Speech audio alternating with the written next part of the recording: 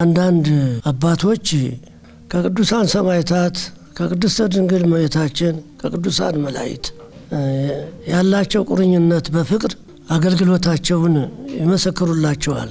በዕለተ ሞታቸው እዚህ በነበራቸው ቆይታ እንደተገለጸው አልፎ አልፎ አባታችንን የመጎብኘት እድል አግኝቻለሁ።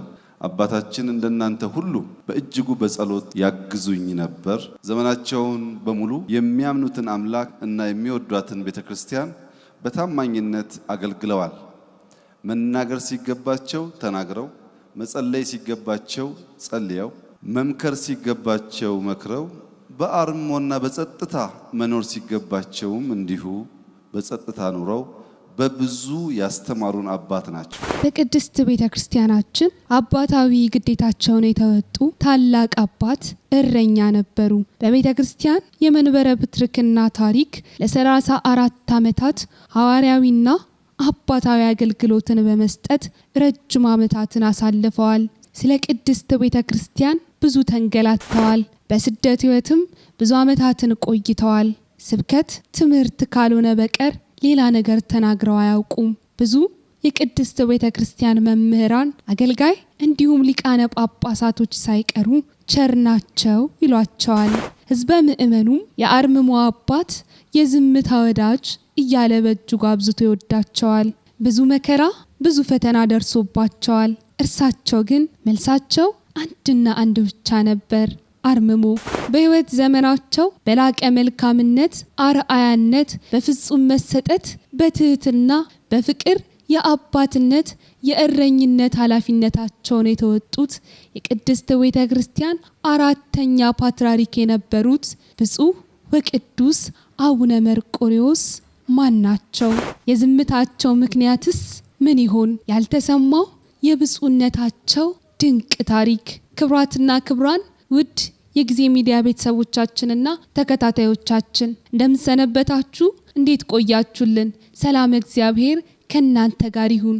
ዛሬም እንደ ወትሯችን እንደ ሁልጊዜው የብፁዕ ወቅዱስ አቡነ መርቆሬዎስን የሕይወት ገጻቸውን ልንገልጥ ልናስደምጣችሁ ወደድን። ታዲያ እርሶም የቻናላችን ቤተሰብ የሆናችሁ ዝግጅታችንን ላይክና ሼር እያደረጋችሁ እንዲሁም ለቻናላችን አዲስ የሆናችሁ ደግሞ ቻናላችንን ሰብስክራይብ እያደረጋችሁ ቤተሰብ ይሁኑ እንላለን። በተጨማሪም በመልእክት መስጫ ሳጥናችን ላይ ሐሳብ አስተያየቶን ቢቀርብልን ብላችሁ የምታስቡትን የብፁዕ አባት የመምህራን የዘማሪያን የሕይወት ምዕራፋቸውን ልትሰሙ የወደዳችሁትን የቅድስት ቤተክርስቲያን ልጆች ስማቸውን ጠቆም ብታደርጉን እኛ በጥያቄው መሰረት እናዘጋጃለን። ለዛሬ ወደ ብፁዕነታቸው የሕይወት ገጽ እንለፍ።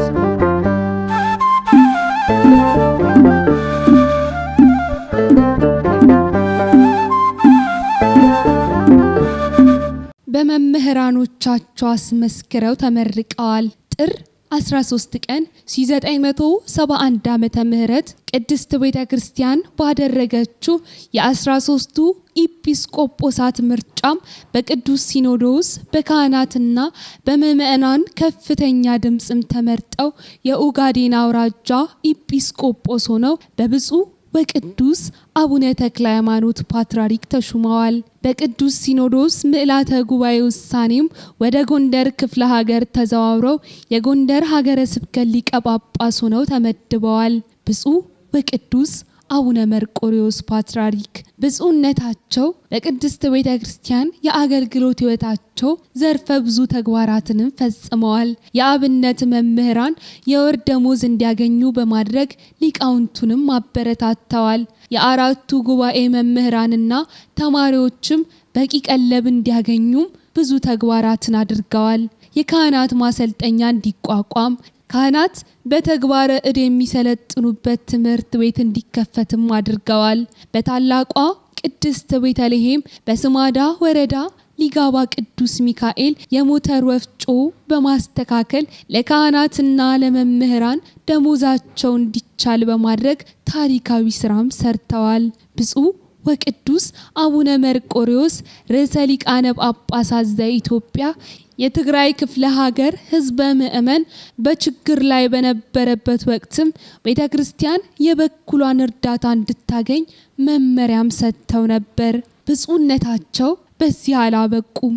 የታላቂቱ ገዳም የርዕሰ አድባራት ወገዳማት አክሱም ጽዮን ካህናት እጅግ ከባድ ችግር ላይ በነበሩበት ወቅት ለቤተ ክርስቲያኒቱ እድሳት እንዲውል ለካህናቱ እገዛ እንዲደረግ 100,000 ብር፣ አንድ ተሳቢ ጭነት መኪናና አንድ ፒካፕም አበርክተው ነበር።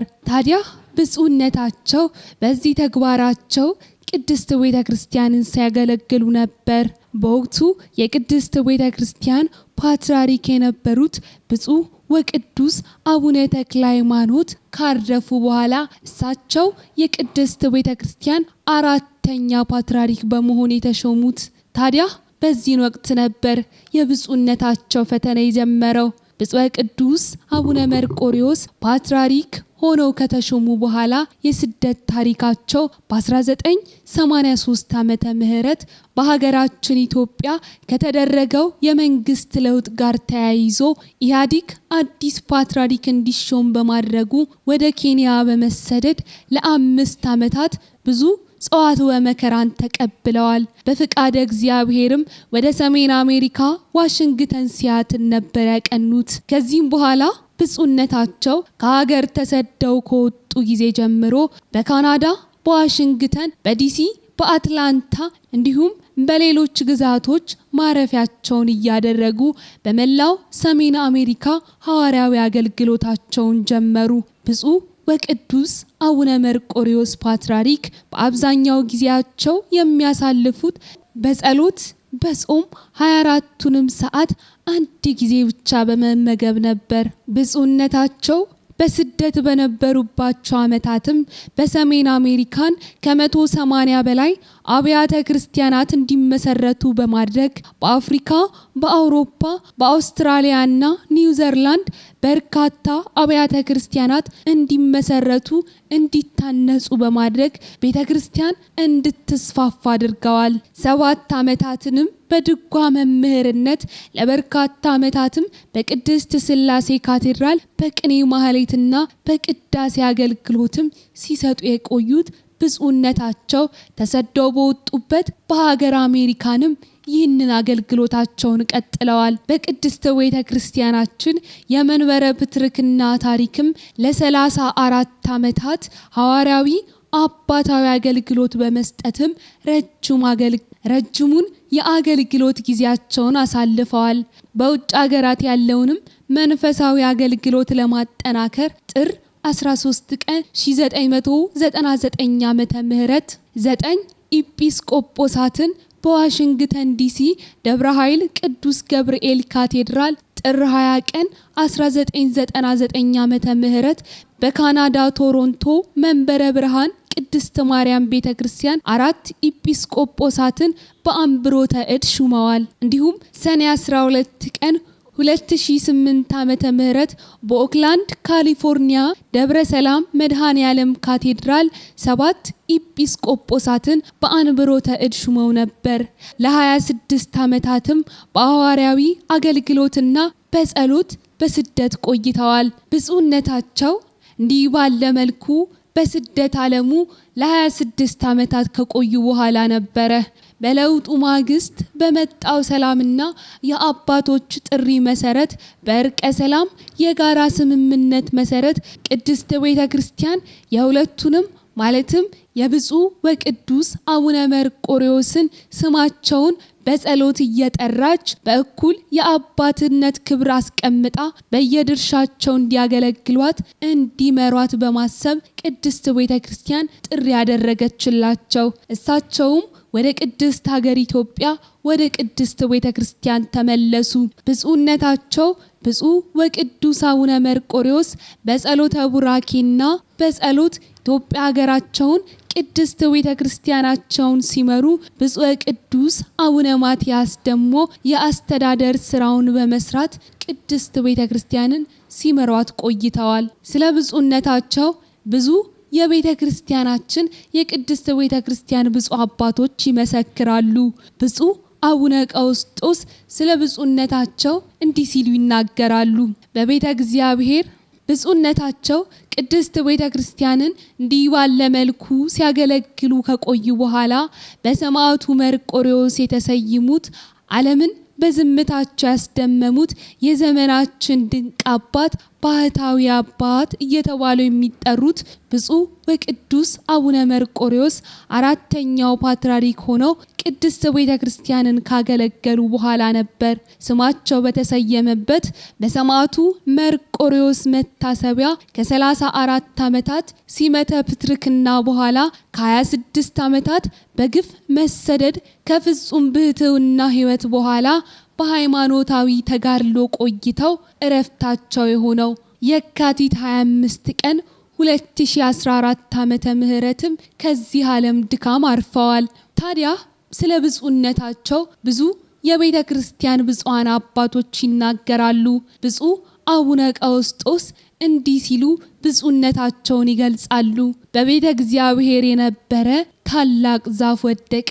አንድ የበቃ ቅዱስ አባት በመንፈስ ቅዱስ የተናገረው መልእክት ይህ ነው። አባቶች በታላቅ ዛፍ ይመሰላሉ። ስለ ብፁዕ ቅዱስ አቡነ መርቆሬዎስ እኔ አውርቼ ተናግሬ አልጨርስም። ቅዱስነታቸው መንገላታትን ከአባቶቻቸው የወረሱት የተማሩት የተጋድሎ ሕይወት ነው በማለት ብፁዕ አቡነ ቀውስጦስ ገልጸው ነበር። እንዲሁም የሲያትል ዋሽንግተን፣ ኦሪገንና ኢንዶኔዥያ አካባቢ ሀገረ ስብከት ሊቀ ጳጳስ ብፁዕ አቡነ ማርቆስም ምስክርነታቸውን ሰጡ። ከኢትዮጵያ እስከ ኬንያ፣ ከኬንያ እስከ አሜሪካ ብዙ መከራና ደስታን አስተናግደዋል። ለትዕግስታቸው ወሰን የለውም። 5 ዓመታትን በኬንያ ተንገላተዋል። የተዘጋው ቪዛ ተቀባይነት እንኳን ያገኘው ብፁዕነታቸው የቅዱስ መርቆሬዎስ ወዳጅ ስለነበሩ ታኅሳስ 25 ቀን ነበር። ፍጹም መናኝ ማህሌታይ ናቸው። አንዱ ብፁዕነታቸውን መጥቶ እንደ አቡነ ጴጥሮስ መሆን ነበረቦት ሲላቸው ስም ማን ነው ሲሉት አላውቅም አላቸው። መጀመሪያ ስምክን ማጥናት ነበረብህ። ስለኔ ጥሩ ብለሃል። ከኔ ሞት የምታገኘው ምን ጥቅም አለ? አባታዊ ግዴታቸውን ተወጥተው እሳቸው ግን ታላቅ እረኛ ሆነው አለፉ። እንዲሁም ብፁዕ አቡነ ጴጥሮስ ይቀጥላሉ። ሁሉን አጥተው ስደት ነበሩ። ስብከት ካልሆነ ተናግረው አያውቁም። የቤተልሔም አካባቢ ሰዎች ቸር ናቸው ይሏቸዋል። ፓትርያርክ ብፁዕ ቅዱስ አቡነ መርቆሬዎስ ቅድስት ቤተልሔምን እንደ ድንግል ማርያም ከአፋቸው ሳይነጥሏት ነበር ዕለት ዕለት እየጠሯት የሚውሉት። እንዲሁም የሀገራችን ጠቅላይ ሚኒስትር የሆኑት ዶክተር አብይ አህመድም ስለ ብፁዕነታቸው ምስክርነታቸውን እንዲህ ሲሉ ይቀጥላሉ። ብፁዕ አባታችን እንደ ጥሩ አባት ሩጫቸውን ጨርሰው ወደሚወዱትና እድሜ ልካቸውን ወደ አገለገሉት አባታቸው ሄደዋል። ምንም እንኳን አርምሞን መርጠው ከመናገር ቢታቀቡም በዋሽንግተን ዲሲ በነበራቸው የመጀመሪያ ግንኙነት ወደ ኢትዮጵያ እንዲመጡ በነበረው ውሳኔ ላይ ወደ ሀገራቸው ለመመለስ ሲወስኑ ድንቅ ንግግር ተናግረው ነበር። በሀገር ውስጥም በነበራቸው ቆይታ አልፎ አልፎ የመጎብኘት እድል ገጥሞኝ ነበር። በእጅጉ በጸሎትም ያግዙኛል። ዛሬ ላይ እሳቸውን ሳጣ እሳቸው ከጎናችን ሲለዩ አባቴን እንዳጣው ያህል ነው የተሰማኝ በማለት ጠቅላይ ሚኒስትሩ ሀዘናቸውን ገልጸው ነበር። ታዲያ ቅድስት ቤተ ክርስቲያንን በአርምሟቸው በዝምታቸው እንደጸኑ ስለ ሀገር ሕመም ስለ ቤተ ክርስቲያን መከራ እያነቡ ትንሣኤዋን እየናፈቁ በዝምታ ሁሉን እየታዘቡ መቼ ይሆን ትንሣኤዋን የምታሳየን ብለው ከአምላክ እየሞገቱ ብፁዕ ወቅዱስ አቡነ መርቆሬዎስ ከዚህ ዓለም ድካም አርፈዋል። እኛም የብፁዕነታቸው በረከት አይለየን እያልን ዝግጅታችንን እናበቃለን። ውድ የጊዜ ሚዲያ ቤተሰቦቻችን ለዛሬ በብፁዕ ወቅዱስ አቡነ መርቆሬዎስ የሕይወት ገጻቸው ላይ ያስቃኘናችሁ ዝግጅታችን ይህንን ይመስል ነበር። በሌላ ዝግጅት በሌላ ፕሮግራም እስከምንገናኝ ሰናይ ጊዜ ለእናንተ ተመኘን።